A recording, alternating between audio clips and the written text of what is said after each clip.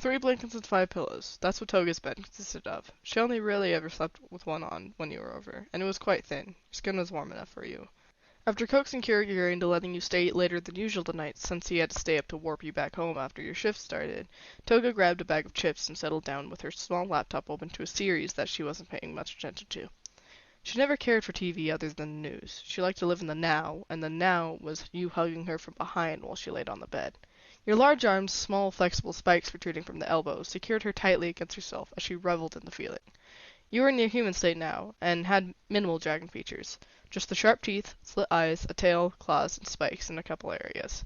Your face rested against her neck, smelling her copper vanilla and musky scent. She loved that you reacted using your instincts, and always let you do the little animal-like things that you were worried would weird out your previous partners. This is by far her favorite. You take her entire body and envelop her, tail and all, and let her bathe in your scent. To her, you smelled like burning logs, a strong perfume named Riverside Cabin, and metal.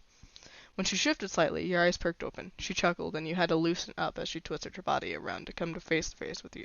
Your glowing eyes observed her, tracing the little lines that appeared when she smiled. How her hair was in the bun for once, bunched up on the pillow underneath her, and how her pupils were blown with affection.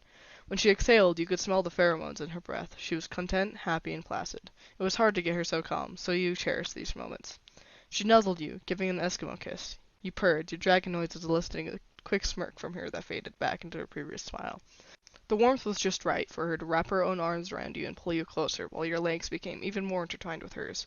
You blinked in question with a small head tilt, and she seemed to think for a few seconds before speaking. I never want to leave you. Ever. She whispered, and you nodded quickly. She shook her head, leaning her head down a little so you were forehead to forehead. No, no, silly. Not like that. What do you mean? You kept the game up of being quiet, and she rewarded you with a small kiss that left you with the small pang of need. You expressed this with a soft coo of want. What I do, it's risky. Oh boy, I could get hurt. Your brain instantly started racing when she mentioned danger. I don't want my personal life and my, business life to clash. I won't let that happen. You pulled her upper half to you, hugging her and laying her head on your broad shoulder. I'll fight off all those heroes. You'll never even have to step a foot outside.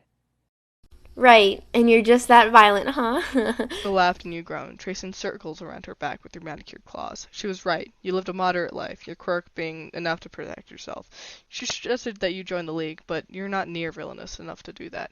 She thinks it's cute to have such an innocent lover, but you like to prove her wrong behind closed doors. You know me. That's not true. Oh, honey, you know what I mean. She purred and you chuckled, burying your face in the soft skin of the back of her neck and inhaling deeply.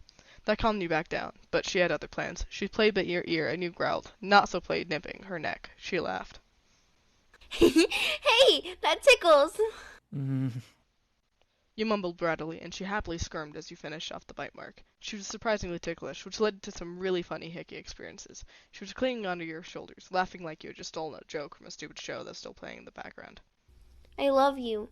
I love you too, Toga.